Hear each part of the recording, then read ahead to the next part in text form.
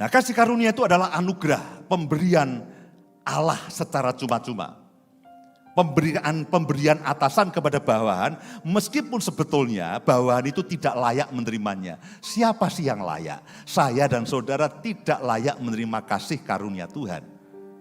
Menerima keselamatan yang daripada Tuhan hanya dengan percaya.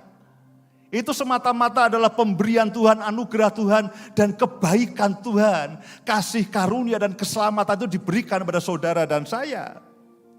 Kasih karunia itu juga bicara mengenai belas kasihan Tuhan, mengenai kuasa Tuhan, mengenai kemuliaan Tuhan, mengenai aktivitas Tuhan dalam kehidupan saudara dan saya, mengenai hadirat Tuhan yang ada dalam kehidupan saudara dan saya.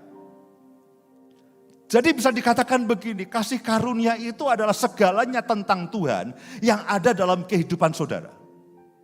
Kasih, kuasanya, hadirat Tuhan, bahkan aktivitas Tuhan itu ada dalam hidup saudara. Dorongan yang daripada Tuhan, kemampuan ilahi yang Tuhan suplai kepada saudara. Makanya Alkitab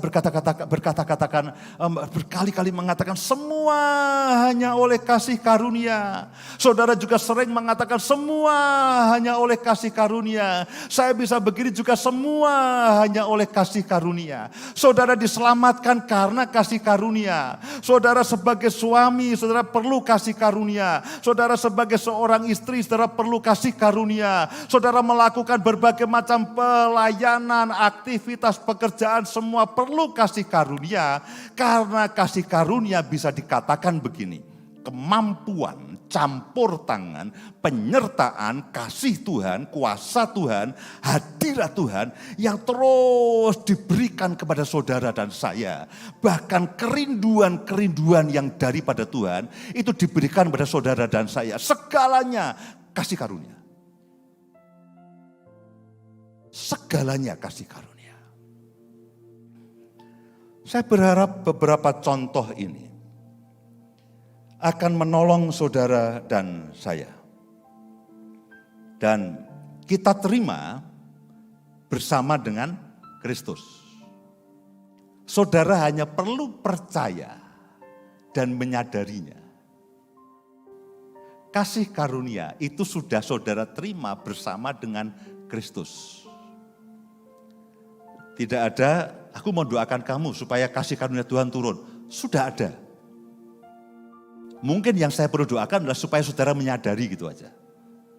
Menyadari akan kasih karunia Tuhan. Karena kasih karunia itu saudara terima bersama dengan Kristus. Sudah ada.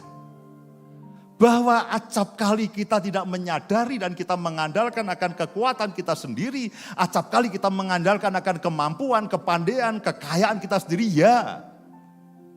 Dan ketika itu terjadi, kita dikatakan kita lepas dari kasih karunia. Padahal kita mengatakan harusnya kita ini mengalami kepenuhan akan kasih karunia Tuhan. Kekayaan kasih karunia yang berlimpah-limpah. Kekayaan kasih karunia yang berlimpah-limpah. Alkitab berkali-kali mengatakan, aku berdoa supaya kamu mengalami kelimpahan kasih karunia. Beberapa contoh ini saya berharap akan menolong saudara. 2 Korintus pasal yang ke-8. 2 Korintus pasal yang ke-8. Yang pertama, saudara diselamatkan karena kasih karunia. Jangan dikurangi, jangan ditambah. Titik. Itu harus jelas. Doktrin-doktrin dasar saudara harus jelas. Saudara diselamatkan karena kasih karunia ketika saudara percaya. Dan kasih karunia saya dan saudara terima di dalam Kristus.